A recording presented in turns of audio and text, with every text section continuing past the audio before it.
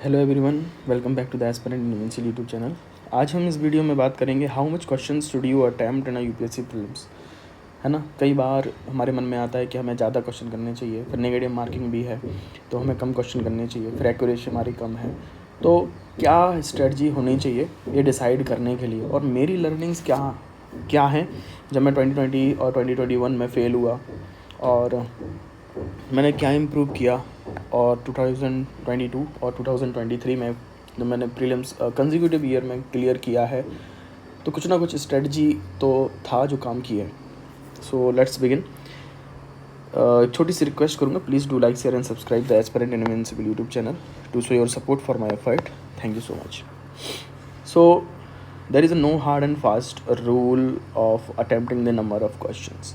सबसे पहले मैं क्लियर करना चाह रहा हूँ कि even in the examination hall you should not worry about the number of questions. आपको बिल्कुल भी टेंशन नहीं लेना है कि कितने क्वेश्चंस मैं करूं, और पहले से डिसाइड करके कभी मत जाओ कि मैं इतना करूंगा, बिकॉज आपको नहीं पता एग्ज़ाम इजी आने वाला है तो आप छोड़कर थोड़ी आओगे। मान लीजिए 100 आउट ऑफ 90 क्वेश्चंस आपको आते हैं, आपने डिसाइड किया था मैं 82 करके आऊँगा, तो क्यों छोड़ना है। और बहुत ज़्यादा डिफ़िकल्ट आ गया तो पहले से डिसाइड करके जाओगे कि मुझे 80 क्वेश्चंस करने हैं, लेकिन आपसे सिर्फ 60 क्वेश्चंस भी नहीं बन रहे वहाँ पर, तो इसका मतलब ज़रूरी नहीं है कि आपने जो पहले से डिसाइड किया है उसको वहाँ पे अप्लाई करो। वहाँ पे फ्लेक्सिबिलिटी के साथ में आपको अपनी स्ट्रेटजी को चेंज करना है, और ये आपकी प्रैक्टिस पर डिपेंड करेगा जब आप टेस्ट सीरीज़ देते हो। तो स्टार्ट करता हूँ मैं अपने एक्सपीरियंस से। 2022 में मैं क्वालिफाई नहीं कर पाया दोनों एग्ज़ाम को।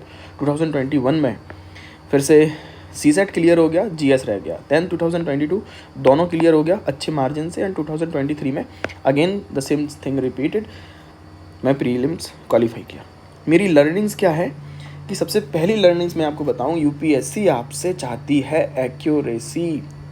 वो आपको कलेक्टर बनाएगी, SP बनाएगी, फॉरेन सर्विस में भेजेगी, तो आपको वहाँ तुक्के लगाने का मौका नहीं मिलेगा, और ना ही आपका तुक्के लगा के देख चल सकता है। आपको नहीं आता है, आपको क्लियर बताना चाहिए। बट एक्यूरेसी एक जो चीज़ है, मिनिमम एक्यूरेसी आपके पास में कितनी होनी चाहिए वो कट ऑफ डिसाइड करती है कि इतनी एक्यूरेसी आपकी होती तो आप मेंस लिख रहे होते। सेम थिंग जो फाइनल कट ऑफ में भी नंबर आते, जो IAS IPS और UPSC क्लियर करते हैं, वो 100% रिजल्ट नहीं आते। तो UPSC को मैक्सिमम आउटपुट चाहिए आपसे, आप जो अपना बेस्ट दे सकते हो, और बेस्ट एक्यूरेसी चाहिए आपकी। सिंपल, बट तुक्के लगाने वालों का काम यहाँ पर है नहीं। फिर हम देखेंगे थोड़ा सा कैलकुलस कि कितना परसेंटेज आपकी एक्यूरेसी और नंबर ऑफ क्वेश्चंस कैसे वेरी करेंगे, ताकि आप डिसाइड कर पाएँ कि कितने क्वेश्चंस आपको करने चाहिए आपकी एक्यूरेसी के अकॉर्डिंग।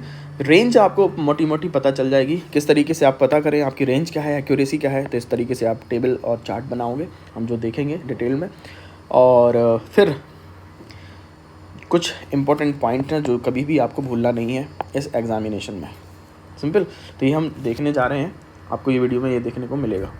सबसे पहले बात करें, मैं अपनी बात करूं, 2020 में मैंने एग्ज़ाम दिया, तो ये आपके सामने मेरी मार्कशीट है। मैंने क्वेश्चंस किए थे 88 क्वेश्चंस किए थे GS में, और CSET में मैंने 55 क्वेश्चंस किए थे। यहाँ पे कह सकते हो आप कि Covid, first wave of Covid hit हुआ, और उसके बाद में हम जब घर पे आ चुके थे तो हमारे पास इतना मतलब मटेरियल नहीं था, ना ही हम घर पे मंगा सकते थे क्योंकि देश बंद था। मैं ये बहाना नहीं बता रहा, बस कंडीशन और कंटेक्स्ट बता रहा हूँ। तो मैंने पढ़ाई कर रखी थी अच्छी, लेकिन हाँ, सिलेबस कंप्लीट नहीं हुआ था, लेकिन फिर भी मैंने अटैम्प्ट दिया, मुझे देना था। और CSET की मैं एक्चुअली आपको बताऊँ, मैंने एक भी मॉक टेस्ट नहीं लगाया था, एक भी मॉक टेस्ट नहीं लगाया था, फिर भी मेरे मार्क्स 55 क्वेश्चंस थे। मुझे कॉन्फिडेंस था, मेरा साइंस बैकग्राउंड है, मैथ बैकग्राउंड है, मैंने BSc किया है PCM से, तो मेरे से मैथ आनी चाहिए। बट ऐसा नहीं होता है, UPSC अलग गेम है। तो 2022 में आप ये मार्क्स देख सकते हो कि कट ऑफ से, मैं EWS से बिलोंग करता हूँ, तो EWS कट ऑफ से 6 मार्क्स कम थे, और CSET में तो 12 नंबर कम है। और एक्यूरेसी देखी जाए, question number of questions attempt करने पर और सही कितने आते हैं मेरे क्वेश्चंस, 55% एक्यूरेसी थी।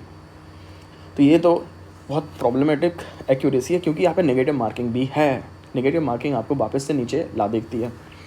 फिर 2021 में मैंने क्या किया, सेम रिवीजन किया, टेस्ट लगा लिए कुछ भी, वहीं से अगेन सेकंड वेव आया, और फिर एग्ज़ाम फिर से दिया। तो जीएस में मैंने इस बार 93 क्वेश्चंस, मैक्सिमम 93 क्वेश्चंस मैंने अटैम्प्ट किए। आज तक इतने ज़्यादा मैंने प्रीलिम्स में कभी अटैम्प्ट नहीं किए थे। 93 क्वेश्चंस 2021 में अटैम्प्ट करता हूँ, और सीसेट में 45 क्वेश्चंस अटैम्प्ट कर पाया। सिर्फ और सिर्फ पढ़ाई की थी, टेस्ट भी लगाए थे इस बार सीसेट के, लेकिन नंबर ऑफ़ क्वेश्चंस 55 से घट के 45 आ चुके हैं। आप देखिए अब मेरा नंबर कितना है। सीसेट क्वालिफाई कर लेता हूँ मैंने सीसेट क्वालिफाई कर लिया 2021 के एग्ज़ाम में, बट जीएस के पेपर में मेरा कट ऑफ से 10 नंबर कम है। अगेन मेरी एक्यूरेसी 54% हो गई, एक्यूरेसी कम हो गई। तो ये एग्ज़ाम का नेचर भी डिपेंड करता है, ये एग्ज़ाम कैसा आता है। फिर 2022 में मैंने चेंज किया, काफ़ी सुधार किया मैंने अपनी स्ट्रेटजी में, अपने नोट्स में, अपनी प्लानिंग में, पढ़ाई में। मैं घर पे सेल्फ स्टडी पे ज़्यादा फोकस किया। तो मैंने जीएस में 88 क्वेश्चन अटैम्प्ट किए थे 2022 में, और 64% एक्यूरेसी के साथ में। ये मैंने यहाँ से खुद निकाली है, ये मेरा मार्क्स है। मैं बताऊँगा वीडियो में, कोई और वीडियो बना लेंगे कि एक्यूरेसी कैसे फाइंड कर सकते हैं आप भी। तो जो 11 नंबर ज़्यादा है मेरी EWS कट ऑफ से, और 4 नंबर ज़्यादा है जनरल की कट ऑफ से। तो 2022 में मैंने सारी कट ऑफ क्लियर की हैं। सीसेट भी क्लियर हो गया 73, लेकिन मैंने क्वेश्चन कितने कर पाए? 39 क्वेश्चंस। 39 क्वेश्चंस करते हो आपको चाहिए कितना? सिर्फ और सिर्फ 27 क्वेश्चंस 100% एक्यूरेसी के साथ में। अगर एक्यूरेसी कम है तो आपको क्वेश्चन थोड़े से ज़्यादा करने पड़ेंगे। फिर 2023 का जो लेटेस्ट प्रीलिम्स हुआ था, मैंने मेंस इसका भी लिखा। फिर ये इसके बारे में बात करूं, अगेन मैंने यहाँ पे पढ़ाई नहीं की थी लास्ट मंथ में। 28 मई को एग्ज़ाम था, और मई में हमारे यहाँ पे फंक्शंस थे, 2 फंक्शंस थे। तो मेहमानों को आना जाना हुआ, और मैंने लगभग पढ़ाई नहीं की है, रिवीजन भी नहीं किया, कुछ भी नहीं है। ना टेस्ट हुआ ना कुछ। मेरे टेस्ट आज भी रखे हुए हैं, फुल लेंथ टेस्ट जो मैंने मंगा के रखे थे। बट और लास्ट डे में मैं डिसाइड किया था कि मैं पूछ रहा था कि मुझे एग्ज़ाम देना चाहिए नहीं देना चाहिए, ताकि मेरा मेंस की प्रिपरेशन उतने लेवल पे नहीं है। बट डिसाइड हुआ दोस्तों से बात करके, सब टीचर के, कि हाँ एग्ज़ाम देना चाहिए, मेंस की प्रिपरेशन हो जाएगी। बट वो गलत था मेरा डिसीजन, कि मुझे अपने डिसीजन के साथ जाना चाहिए। आज मैं रियलाइज़ करता हूँ, इसलिए मैं इस बार का अटैम्प्ट नहीं दे रहा हूँ 2024 का। बात करें नंबर ऑफ़ क्वेश्चन की, 76 questions, toughest UPSC paper, toughest UPSC paper आता है, और जिसमें सीसेट सबसे ज़्यादा कठिन था। मैंने क्वेश्चंस किए 76, मतलब यहाँ पर देखो 88 क्वेश्चन 2022, 93 क्वेश्चन 2021, और 70 मार्क्स मेरे आते हैं। और यहाँ पर अगर देखा जाए 76 क्वेश्चन, सिर्फ और सिर्फ 76 क्वेश्चन करने के बाद भी 65% एक्यूरेसी के साथ मेरे मार्क्स आते हैं 82.83। EWS की कट ऑफ 15 नंबर ज़्यादा, जनरल की कट ऑफ से 7 नंबर ज़्यादा। सीसेट में 36 क्वेश्चंस मैंने किए, ओनली 36 क्वेश्चन, समझते हो? सिर्फ और सिर्फ मतलब 9 क्वेश्चंस ज़्यादा, बिल्कुल फिक्स। और मेरे मार्क्स भी आए हैं 70.83, लगभग 29 क्वेश्चंस मेरे सही हैं इस तरीके से। तो आप क्या सीख सकते हो? अगेन कोई भी हार्ड एंड फास्ट रूल नहीं है। मैं यही आपसे कहना चाह रहा हूँ, समझाना चाह रहा हूँ कि सोच के चले जाओ 90 क्वेश्चन करके आएंगे, नहीं, ऐसे काम नहीं चलेगा यूपीएससी में। सोच के चले जाओ 60-65 क्वेश्चन करने से ज़्यादा मैं जाना ही नहीं है, ऐसे काम नहीं चलेगा। यूपीएससी सबसे पहले एक्यूरेसी डिमांड करती है आपसे कि तुक्केबाजी में कलेक्टर मत बन जाना, एक्यूरेसी के साथ में कलेक्टर बनना है आपको, सिंपल है। नाउ अब मैं कहूँगा अपने आप को एनालाइज़ करो कि आपकी एक्यूरेसी कितनी है। टेस्ट आपने जो भी टेस्ट दिए हैं, फुल लेंथ टेस्ट और सेक्शनल टेस्ट, और PYQ भी आपने दिए होंगे, मैं सोचता हूँ। देन डिसाइड करें कि जो लो एक्यूरेसी है, मैं मानता हूँ 60 से कम की एक्यूरेसी अगर वो लो एक्यूरेसी है, और हाई एक्यूरेसी 65 से ज़्यादा एक्यूरेसी अगर आपकी आ रही है, तो कंसिस्टेंसी के साथ में। नाउ 2 सिनेरियो मैं आपको समझाऊंगा यहाँ पर। एक मैं मान के चलता हूँ आपकी एक्यूरेसी 55 है या इससे कम है, लोअर देन 55, और एक आपकी एक्यूरेसी 65 है या फिर मोर देन 65 है। तब आप क्या क्या कंडीशन में क्या क्या आपके मार्क्स ऑब्टेन करेंगे। अगर मान लीजिए आपने 100 के 100 क्वेश्चन कर दिए 55% एक्यूरेसी के साथ में, तो आपके राइट हो गए 55, रॉन्ग हो गए 45, और आपको आंसर कितना मिलेगा, मार्क्स कितने मिलेंगे? 88, बिकॉज माइनस मार्किंग भी होगी 1/3। तो जो सही होंगे उसमें से माइनस मार्किंग होती है। माइनस मार्किंग कैसे काम करती है, अगर आप देखना चाहते हो, समझना चाहते हो, तो मैं उस पर वीडियो बना दूंगा, आप कमेंट में मुझे बता दें। नेक्स्ट, अगर मैं आपसे कहूँ 55% के साथ में एक्यूरेसी के साथ में जाते हो और आप क्वेश्चन अटेम्प्ट करके आते हो 85, तो आपको नंबर आएंगे 69, और अगर आपकी सिनेरियो है 55 क्वेश्चंस 55% एक्यूरेसी के साथ ओनली 75% और 75 क्वेश्चंस करके आते हो, तो आपके मार्क्स कितने आने चाहिए? रॉन्ग है 130, सो इसके 10 30, तो अप्रॉक्स वही अराउंड 60 आपके मार्क्स आने वाले। सेकंड सिनेरियो है, अगर आपकी एक्यूरेसी 65 प्लस है, तो अगर आप 100 के 100 क्वेश्चन करके आते हो, 65 सही होते हैं, 35 गलत हो जाते हैं, फिर भी आपके नंबर कितने आएंगे? 96। सेकंड केस में अगर आपने 80 क्वेश्चन किए 65% एक्यूरेसी के साथ में, तो आपके मार्क्स आते हैं 85। देन अगर आपने 75 क्वेश्चंस किए हैं, 75 क्वेश्चंस किए, ध्यान रखिए 75 क्वेश्चंस किए हैं 65% एक्यूरेसी के साथ, ओनली 75 क्वेश्चन, 25 क्वेश्चन आपने हाथ जोड़े लिए, 25 क्वेश्चन मुझे छूने नहीं है, 49 क्वेश्चन उसमें से सही हो रहा है, हर हालत में 49% आपके सही हैं, 26 क्वेश्चन उसमें से गलत हैं, तो आपका नंबर आने वाला है, मार्क्स आने वाले हैं 80 लगभग, जो इस बार की दोनों कट ऑफ क्लियर कर लोगे, और मेरे लिए यही काम किया है लगभग नेक्स्ट टाइम। तो कंक्लूजन में आपको बताऊं, एक्यूरेसी का ग्राफ और नंबर ऑफ़ क्वेश्चंस का ग्राफ इस तरीके से बनेगा कि यहाँ पे नंबर ऑफ़ क्वेश्चंस इंक्रीज़ करेगा जैसे आप दूर जाओगे जीरो से, बट यहाँ पे एक्यूरेसी इंक्रीज़ करिए। तो अगर 0% एक्यूरेसी है तो नंबर ऑफ क्वेश्चंस भी आप कम ही करोगे अटेम्प्ट, या पूरे के पूरे कर सकते हो। दो कंडीशन हो सकती हैं, या तो ये वाली लाइन को फॉलो करोगे आप, या इस वाली लाइन को फॉलो करोगे। मान लीजिए आप फेल हो रहे हैं, आपको मालूम है, एग्जामिनेशन हॉल में पता चल गया, आपने कहा अब तो तुक्के लगाने हैं मुझे, एक्यूरेसी मेरी है ही नहीं, 100 के 100 क्वेश्चन आपने कर दिए, ये वाली कंडीशन हो गई जहाँ पर एक्यूरेसी आपकी 0% है, नंबर ऑफ क्वेश्चन 100% है।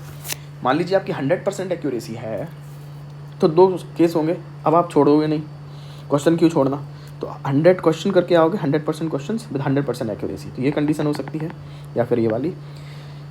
लेकिन दोनों आइडियल कंडीशन है, ऐसा आपके साथ भी नहीं होना है ना मेरे साथ होना है।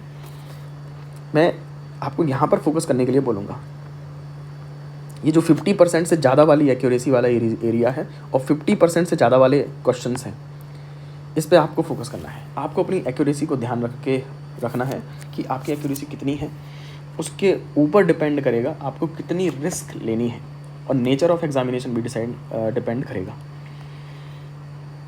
आप एक्यूरेसी कैसे फाइंड कर सकते हो? आपने जितने भी टेस्ट दिए हैं, फुल लेंथ टेस्ट पे ज़्यादा फोकस करना है, और सेक्शनल भी देख सकते हो।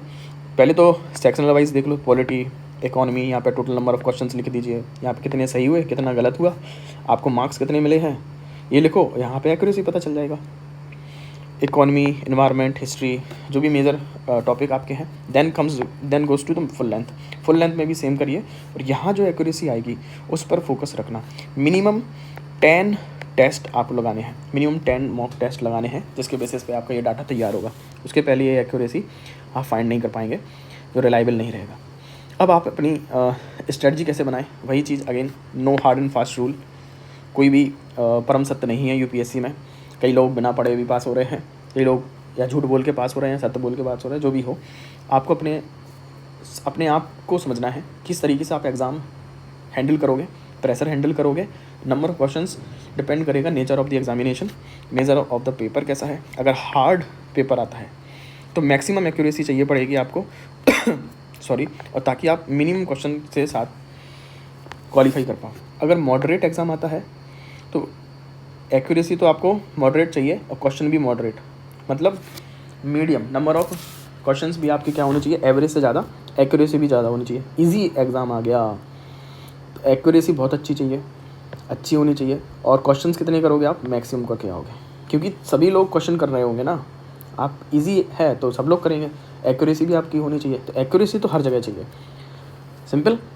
इसलिए मैं आपसे कहता हूँ कि आपको अपनी स्ट्रेटजी बनानी है, खुद को समझना है, और ये आपको बार बार प्रैक्टिस करने से आएगा। किसी की भी वीडियो देखने से, बातें सुनने से, बोल वचन सुनने से नहीं आने वाला।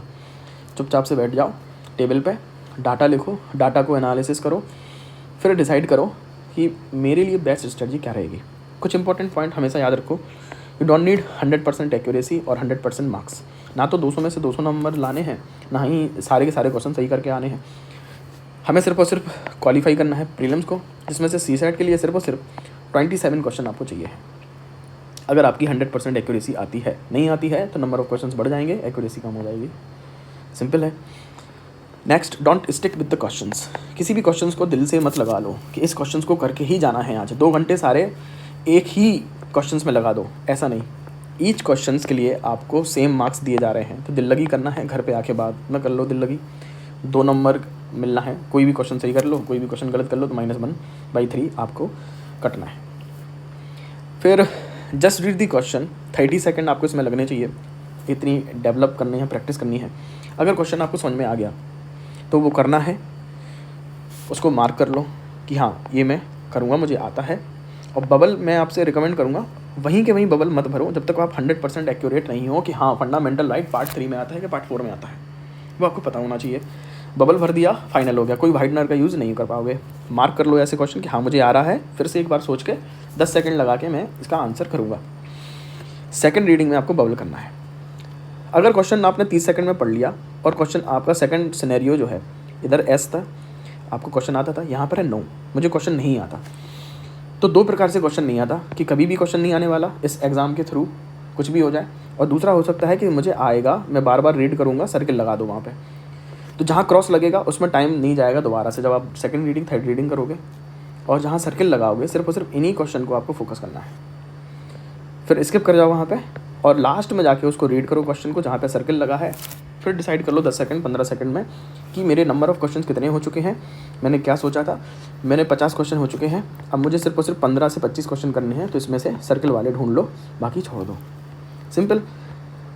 Next, read, very very important, read the question paper as maximum time as you can. जितनी ज़्यादा बार आप क्वेश्चन पढ़ोगे उतना ज़्यादा एग्ज़ाम आपका क्लियर होने के चांस बढ़ जाएंगे, क्योंकि आप जितना ज़्यादा पढ़ते हो एक ही क्वेश्चन को, उसके न्यू डायमेंशन आपको खुल के आएंगे, और आपकी मिस्टेक, एरर, ह्यूमन एरर होने की और समझने का, गलत आपने समझ लिया, मान लीजिए कि अरे मैं तो कुछ और समझ रहा था, मुझे लगा ये पूछ तो कुछ और ही रहा है, तो ये आपको पता कैसे चलेगा? बार बार क्वेश्चन पढ़ोगे, आपकी एक्यूरेसी इंक्रीज़ होगी, नंबर ऑफ़ क्वेश्चन भी इंक्रीज़ हो जाएंगे, हमेशा याद रखो। और अभी फ़िलहाल में सिर्फ और सिर्फ आपको प्रीवियस ईयर क्वेश्चन पेपर को फोकस करना है, फुल लेंथ टेस्ट को सॉल्व करना है, बस। रिवीजन करिए, PYQ देखिए, पैटर्न नज़र आएगा एक PYQ में, UPSC आपसे क्या चाह रहा है। CSET तो बहुत सिंपल है। CSET अगर कॉम्प्रहेंसन आपने PYQ देख के गए अच्छे आराम से और उनके आंसर को देख लिया कि UPSC ने आंसर की में क्या माना, don't depend on the coaching industry for the answer की। कम से कम आंसर की तो बिल्कुल मत मानो, चाहे उनके टेस्ट में आपके नंबर आए या ना आए, आप उनकी आंसर की को मत मानिए, चाहे GS हो चाहे CSET हो। CSET में तो बिल्कुल भी मानने की ज़रूरत नहीं है, ख़ास तौर पर कॉम्प्रहेंसन पार्ट की। देन रिवाइज़ करिए। आई होप आपकी कुछ हेल्प हुई हो मेरी इस एक्सपीरियंस से, मेरे इस वीडियो बनाने से। तो please like share and subscribe करिए YouTube channel the aspirant invincible को। प्लीज़ ज्वाइन कर लीजिए टेलीग्राम चैनल को, इस पर सारे के सारे PDF, स्टडी मटेरियल और भी आप मेरे से डायरेक्ट DM और बात कर सकते हो। Thank you so much, love you all, take care.